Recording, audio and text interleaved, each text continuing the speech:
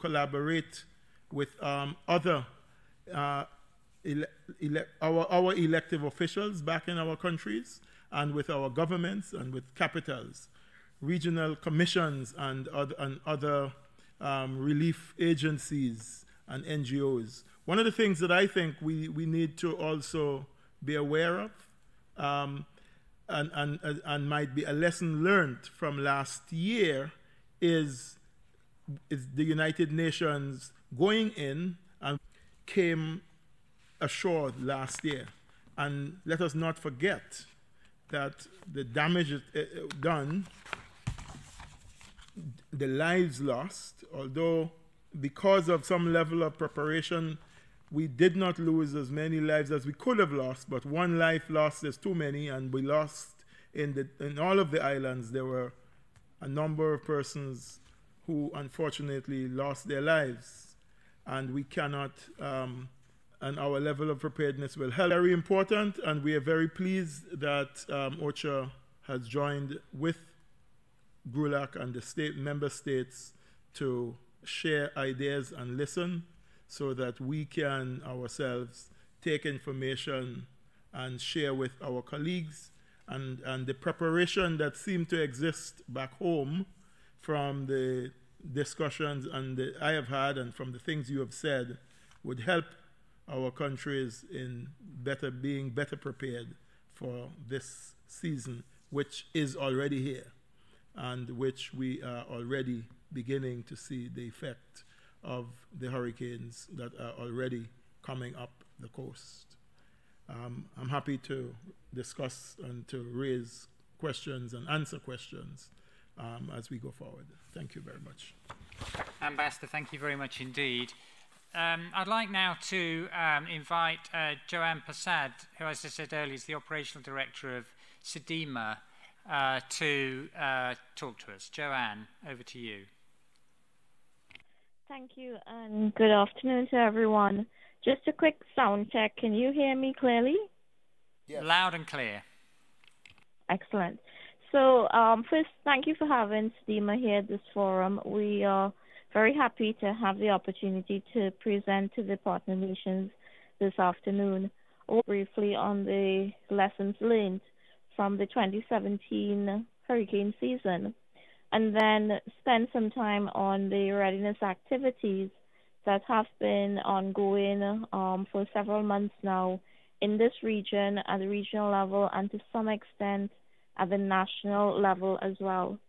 So STDMA is a regional institution, intergovernmental by nature, as it was created by the heads of CARICOM, the Caribbean Community, back in 1991.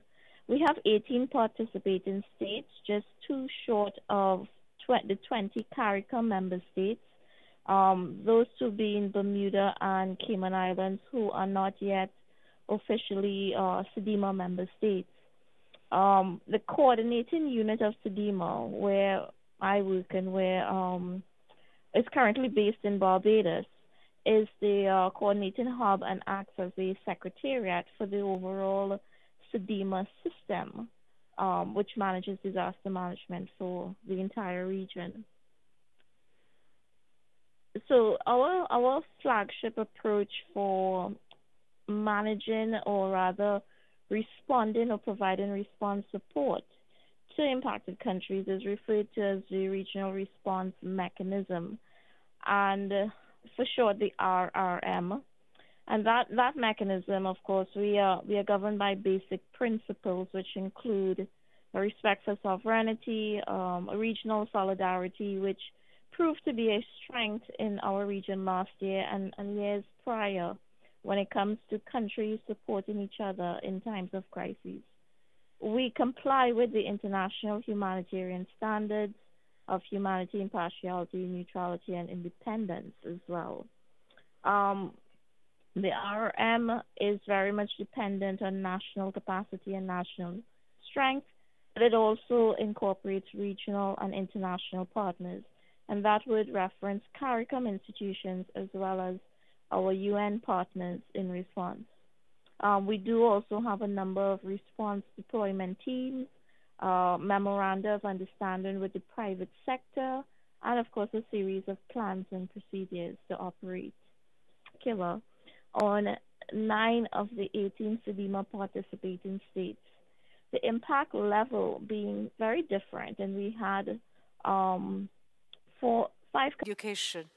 However, it includes the problem related to languages and cultures too.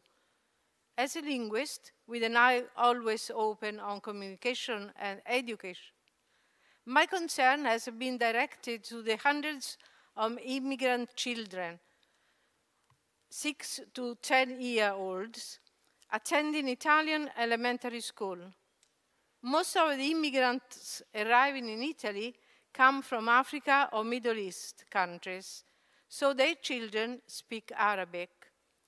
Due to a multilingual, multicultural process, any European country is experimenting because of the huge immigration phenomenon, the school curriculum is still suffering greatly.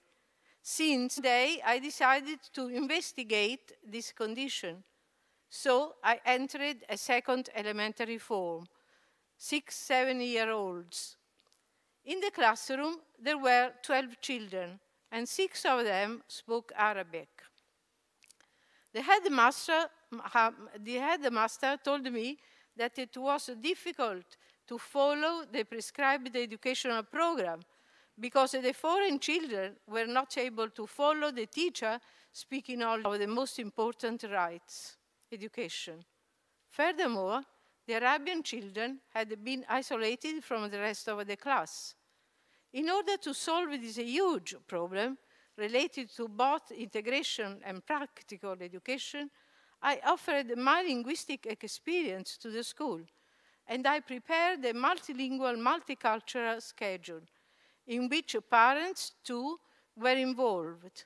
I gave children the occasion to learn new languages as well as new ways of life.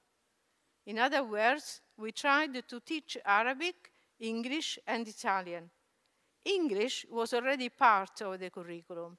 Italian was the official language of the school, and Arabic was a language of the foreign children, never included in any of the. They started acquiring confidence in themselves, first of all.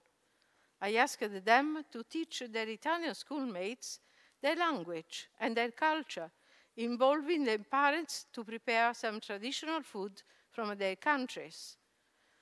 This research went on for 5 years and gave very good results.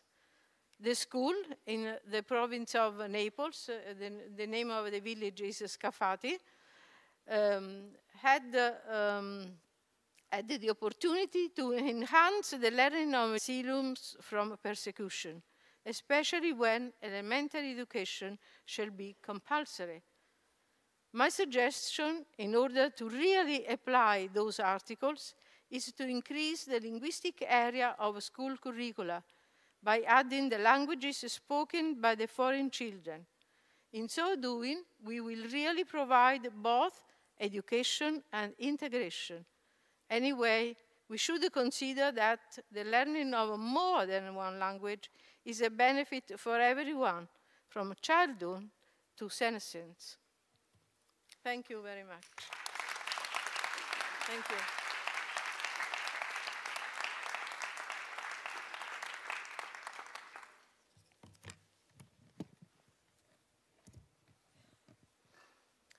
Good afternoon, Excellencies and dear guests. I'm Nina Tsuladze from Sakartvelo. It means Georgia in English, and